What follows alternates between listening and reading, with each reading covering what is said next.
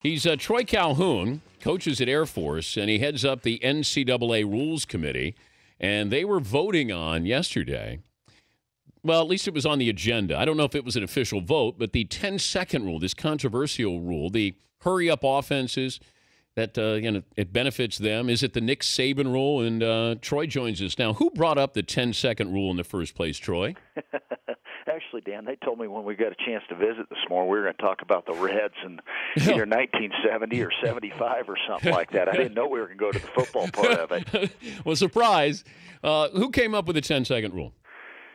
Well, it was a couple of committee members raised that, is there a concern just not being able to get a guy off the field? And if a guy gets stuck on the field defensively, do we have a remedy to kind of balance out whether it's an offense or a defense? But more than anything else, is it a medical issue? And I think when it got down to it, we went over here the last couple of weeks and tried to gather as much information as you could, and there's really nothing empirical at all that says that there is a safety matter involved. And if a defensive player truly is injured, then you have unlimited injury timeouts in terms of being able to go out, make sure that guy's fine, get him off field, and get a new player out there. Was this the Nick Saban rule? Is it fair to call it that? No, sir.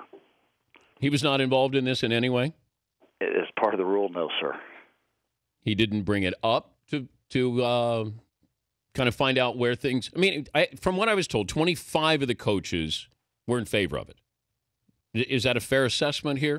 Dan, because the comment period came back, and in fact, the results came out yesterday, and I think it was like 76 that were against it out of it was just over 100 that offered back, and so there was no doubt when it came for only that part of it that the coaches were not in favor of doing this, not in favor of that rule. Well, you run a hurry-up offense, right?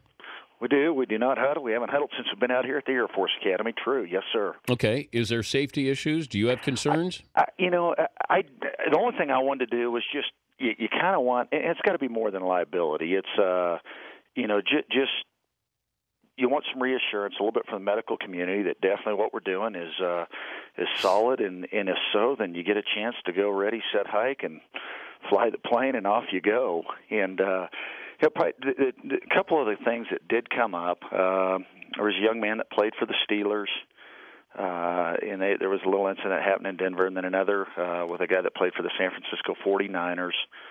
And you just want to make sure you're solid, at least with the kids that are out there, and that they should be fine. And from all assurances and everything that's been involved, I think, especially when you bring in the medical people, and they say, no, it's more of a conditioning matter than it is truly a medical item. Why was it tabled? There was nobody that was ready to say this needs to go forward to the Playing Rules Oversight Panel, which is the group that makes all the rules that are involved, I think, in any sport, not just the sport of football. Is there going to be an official study on this, Troy? Well, I think it's something, it's a little bit of a phenomenon. What's happened, Dan, is about, I guess it was 9 or 10 years ago when the clock changed in college football. What happened for a long time was you could not snap the ball until the ref said it was ready to go, and then he signaled start the 25-second clock, and QB, you can go ahead and snap the ball. Well, kind of what we've learned as coaches is as soon as we flipped over to the 40-second clock like the NFL, that the referee, you don't wait until the referee signals the ball ready to play. You line up and you can go as quickly as you possibly can. And the only time that you can guarantee a substitution defensively is if the offense substitutes. And so it's but I think, what you learn as you go through, there's no better way, I think, from a defensive perspective, or at least with a coaching mindset, to get off the field than to make somebody punt or to force a turnover. All right. More health concerns with this 10-second rule or Alabama playing Western Carolina? I'm going to let you answer that one. It's a no. Okay, but 1AA schools, though, Coach. I mean, a low-end 1AA school, let's take Alabama out of it because they're not the only team that does this, but a powerhouse versus a team that's going to try to cash a check. I got more safety concerns there than I do a 10-second rule. Well, there could be some different resources. I think unquestionably the other part, perhaps depth or body sizes that run into each other, and yet, I do think one of the great things about college football is when you watch the various approaches. That's defensively. Certain teams might play a lot of press man. There others might play zone. It could be different 4-man, 3-man fronts. Offensively, it's not only I pro and I slot, and that's it. I just think that there's the diverse things that you see from week to week and really game to game. As you sit down and watch ball games, I think that's what makes college football pretty special. I agree. We're talking to Troy Calhoun, the head coach at Air Force. He heads up the NCAA Rules Committee as they tabled the 10-second rule. Have you guys discussed paying athletes? Is your committee talk about this? No, sir. We do not. Has it been brought up at the NCAA meetings? I have no idea because that's not something that I attend. Do you have a personal view on that? I think anytime there's more than a little bit of revenue that's generated, there's somebody that's doing that. Mm-hmm. There's a whole lot of revenue being generated. You think? Yeah. No. But I do think there has to be some merit, too, that if it truly is going to be college football, there is immense value in providing somebody an educational opportunity, which I think universities do want to do that, and they want to do it well. I do think there's some doors, there's some avenues that are opened up for a young man or a young woman that's a competitive athlete that may be on athletic scholarship that maybe otherwise wouldn't have had those opportunities. And so I think there's also an awful lot that's provided to a intercollegiate athlete that are also quite beneficial for them that go well beyond just the playing courts or the playing fields. So is that a yes? There's some kind of money system, revenue sharing you see in the foreseeable? You would be in favor of that?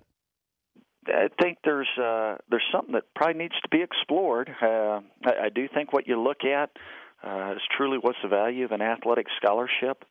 The part where as coaches you aren't going to get involved in it in any way. Does it have to vary from sport to sport?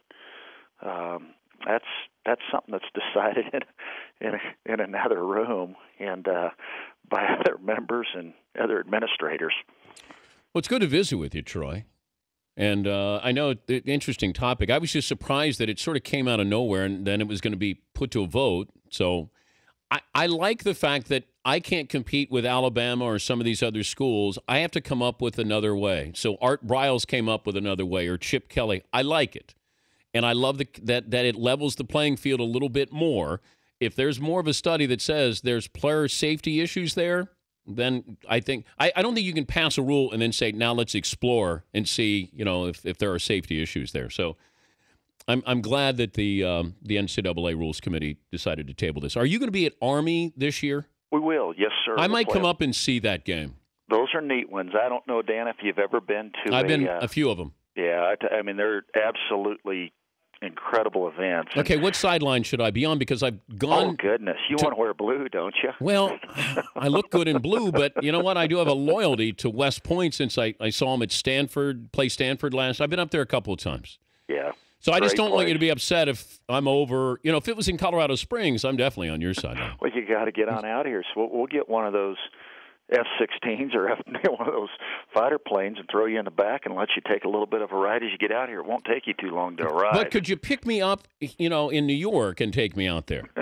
It'd be easy to do. Okay, is that an NCAA violation? I want to know. I don't want to get you in trouble, Coach. That one is not. In fact, I tell you what, it'd be quite a memory for you, especially the trip in addition to the game. And I think ultimately, if you had a chance to meet some of the young men and young women that go to any of the academies, the kind of commitment they make, and ultimately the way they serve on active duty following graduation from their respective academies. I agree. Hey, it's great to have you on, Troy, and maybe we'll see you up at West Point this season. Okay. You take care. Thank you, Coach. You bet. Yeah.